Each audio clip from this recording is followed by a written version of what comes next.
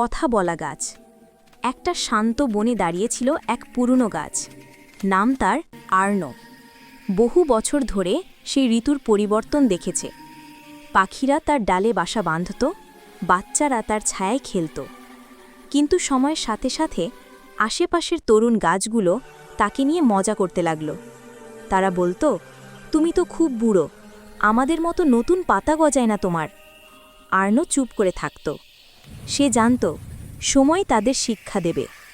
এক গ্রীষ্মে ভয়ানক খরা পড়ল। তরুণ গাছগুলোর পাতা শুকিয়ে গেল, মাটি ফেটে গেল।